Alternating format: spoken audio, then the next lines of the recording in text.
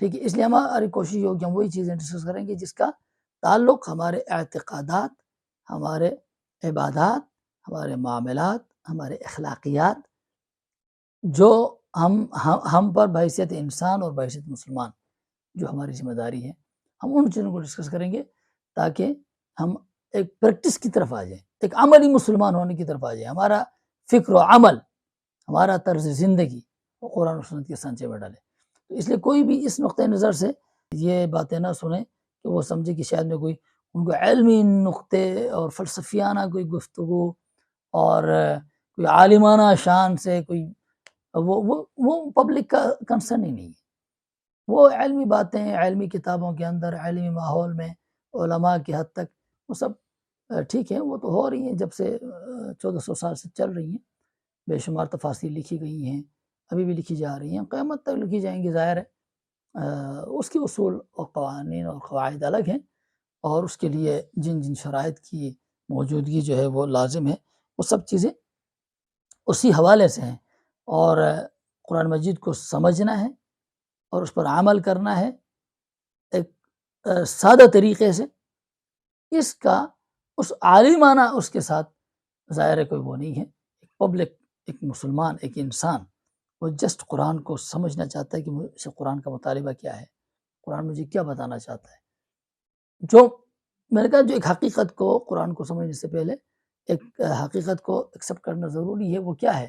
وہ یہ ہے کہ اللہ کی کتاب ہے، اس نے جس کو کامیاب کہا وہ کامیاب ہے، اس نے جس کو ناکام کہا وہ ناکام ہے، اس نے جس کو حق کہا وہ حق ہے، اس نے جس کو باطل کہا وہ باطل ہے، اس نے جس کو سچ کہا وہ سچ ہے، اس نے جس کو جھوٹ کہا وہ جھوٹ ہے، ٹھیک ہے، اس نے جس کو صحیح کہا وہ صحیح ہے، اس نے جس کو غلط کہا وہ غلط ہے۔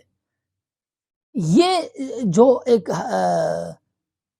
اس حقیقت کو تسلیم کیے بغیر یاد رکھیں آپ نہ قرآن کو سمجھ سکتے ہیں اور نہ قرآن پر عمل کر سکتے ہیں۔ دیکھیں ایک کتاب کو پڑھ رہے ہیں، اس پر ایمان کے دعوے بھی کر رہے ہیں، اگر آپ اس کے صحیح کو صحیح نہیں، غلط کو غلط نہیں سمجھیں گے، اپنی مرضی چلاتے رہیں گے، وہی نفسانی پیروکار شیطان اور اس کے حواریوں کے نقش قدم پر ہی چلتے رہیں گے، پھر تو قرآن آپ پڑھ لیں گے، بے شک پڑھ لیں گے، یاد بھی کر لیں گے، ازبر یاد کریں گے، تفاسیر کو بھی چاٹ جائیں گے، سارا پڑھ کے وہیں کھڑے ہوں گے جہاں سے آپ چلے تھے۔ یہ تو ایک شعوری عمل ہے، میں نے اپنے کو چینج کرنا ہے، جو قرآن نے کہا ہے میں نے وہی کرنا ہے، جسے روکا ہے میں نے وہاں سے رکنا ہے، تو پھر دیکھو پھر زندگی کیسے بدلتی ہے۔ تو اس لیے یہ بات یاد رکھیں کہ اپنی مرضی اور منمانی کو لے کے قرآن کے ساتھ آپ نہیں چل سکتے، ہمیشہ یاد رکھیں قرآن مجید اور خواہشات نفسانی یہ بالکل اپوزٹ چیزیں ہیں، ایک دوسرے کے ساتھ ہی نہیں چل سکتے، یہ مسلمانوں کے لیے میں کہہ رہا ہوں، ٹھیک ہے، جو قرآن پر ایمان کے دعوے دار ہیں۔ ہاں جہاں تک نان مسلم ہیں ان کے لیے کیا طریقہ ہے قرآن کو سمجھنے کا؟ ان کے لیے طریقہ کار یہ ہے کہ وہ یہ حقیقت تسلیم کریں، بحیثیت انسان ایک شعوری مخلوق ہے نا، اچھے برے کی تمیز اس کے اندر ہے، باقی مخلوقات کے اندر تو نہیں ہے، تو بحیثیت انسان وہ یہ سوچے کہ یار میں اتنا باشعور ذمہ دار مخلوق اس دنیا میں ویسے تو نہیں آ سکتا، کھایا پیا گیا جانوروں کی طرح حیوانوں کے نہیں، میرا کوئی مقصد تو لازمی ہوگا، کیونکہ میں اپنی مرضی سے نہیں آیا ہوں، کیونکہ میں اپنی مرضی سے جاتا بھی نہیں ہوں، مرتے بھی ہیں لوگ، اتنی بڑی کائنات سجا کے مجھے شعور اور عقل جیسے زیور سے آراستہ کر کے ایسے تو میں دنیا میں نہیں آ سکتا، کوئی نہ کوئی مقصد زندگی ضرور ہے، اور اس زندگی کے بعد کوئی لازماً ایسی چیز، ایسی ایک دنیا اور ایسی ایک زندگی ہے جس زندگی میں میں نے اس زندگی کے تمام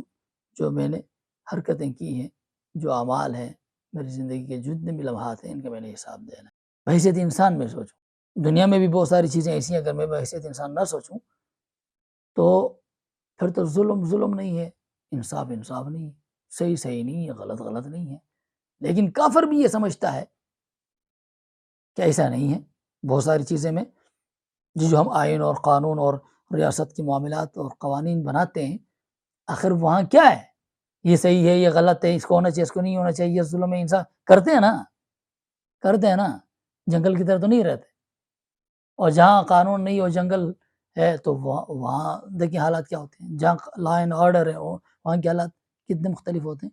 اس کا مطلب کیا ہوا؟ اس کا مطلب یہ ہوا کہ یہ بحیثیت انسان بھی بندہ سوچنے میں مجبور ہے کہ وہ ایک ذمہ دار مخلوق ہے. ایسے ذمہ دار مخلوق بغیر کسی پروگرام، بغیر کسی مقصد کی دنیا میں تو نہیں آ سکتا. جب نہیں آ سکتا پھر میں کیا کروں؟ پھر آپ قرآن کو پڑھیں. قرآن کو پڑھیں گے پھر ہی آپ کو بتائے گا آپ کدھر سے آئے ہیں، آپ کیوں آئے ہیں، آپ نے کدھر جانا ہے، اور ادھر جا کے تمہارے ساتھ کیا ہونے والا ہے. تو جب یہ اس حقیقت کو تسلیم کر کے قرآن کی طرف آئے گا، پھر قرآن اس کو ایک ایک جملے میں، ایک ایک صفحے اور سطر کے اندر اس کے لیے ہدایت اور کامیابی کی روشنیاں اور راستے اور کامیابی کی راہیں ہموار کرتا جائے گا. پھر اس کو مزہ آئے گا قرآن پڑھنے کا. پھر قرآن پر عمل کرنا بہت آسان. جیسے اللہ نے فرمایا کہ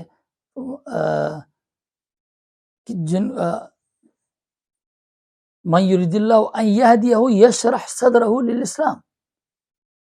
ٹھیک ہے، اللہ تعالیٰ اگر کسی کے ساتھ بھلائی چاہتا ہے، کسی کو ہدایت دینا چاہتا ہے، تو اس کا سینہ اسلام کے لیے کھول دیتا ہے. مطلب کیا ہے؟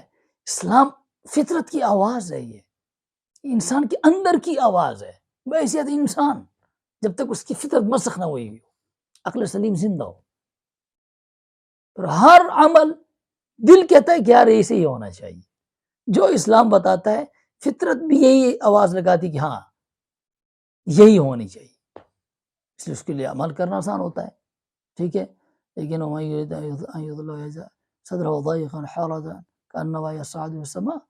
اللہ تعالیٰ کسی کی بھلائی نہیں چاہتا.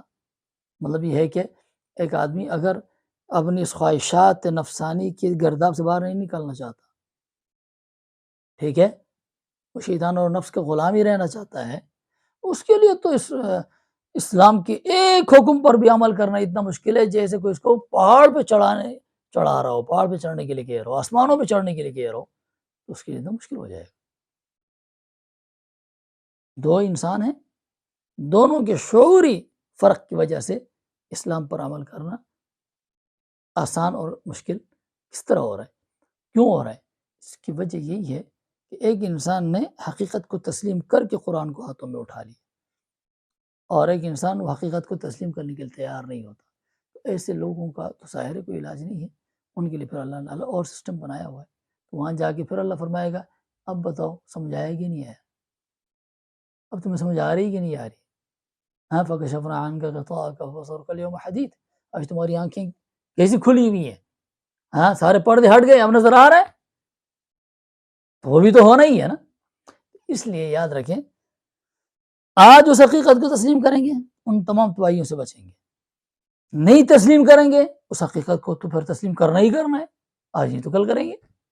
لیکن اس وقت ماننے کا کوئی فائدہ نہیں، اس وقت تسلیم کرنے کا کوئی فائدہ نہیں. قرآن مجید میں مختلف جگہوں میں خود بخود وہ بیان آئے گا، لوگ کیسے چیخیں گے، چلائیں گے، ہمارے سے غلطی ہو گئی ہے، واپس بھیج دیے کرو گے، وہ سب انشاءاللہ ہر جہاں جہاں موقع آئے گا ہم ڈسکس کریں گے. لیکن فائدہ کوئی نہیں ہوگا. ٹھیک ہے، تو ان دو حقیقتوں کو تسلیم کر کے ہم نے قرآن کو سمجھنا ہے. پھر انشاءاللہ آپ دیکھیں گے کہ آپ کو قرآن پڑھتے ہوئے مزہ آئے گا. اللہ تعالیٰ ہمیں قرآن و سنت کو سمجھنے، اس پر عمل کرنے کی توفیق نصیب فرمائے، اور اپنی پوری زندگی کو قرآن و سنت کے سانچے میں ڈالنے کی توفیق نصیب فرمائے. اپنا گرد و پیش کا سب کا خیال رکھنا ہے، اور دعاؤں میں بھی یاد رکھنا ہے، اور اپنے دین و ایمان کے ساتھ صحت و تندرستی کا خیال رکھنا ہے.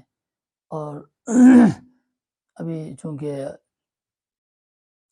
ترکی میں بہت بڑا زلزلہ آیا ہے، اور بہت دکھ کی اس گھڑی میں ہم اپنے ترکی بھائیوں کے اس غم میں برابر کے شریک ہیں. اللہ تعالیٰ سب کو اپنے حفظ و امان میں رکھے. مصیبت کی اسی گھڑی میں ہم اپنے بھائیوں کے ساتھ جو ہم سے ہو سکا دعاؤں میں، اور جتنا کچھ ہم سے مدد کرنے کی بھی اللہ نے توفیق دی، ہمت حوصلہ ہوا، تو ہم ان کے ساتھ ہیں. بہرحال اللہ تعالیٰ ان کو بھی اپنے حفظ و امان میں رکھے. پورے عالم اسلام میں مسلمان جہاں جہاں رہتے ہیں سب کو اپنے حفظ و امان میں رکھے، ہر قسم کی زمینی آسمانی آفتوں سے محفوظ رکھے، اور ہم سب کو آخرت کی فکر نصیب فرمائے. السلام علیکم.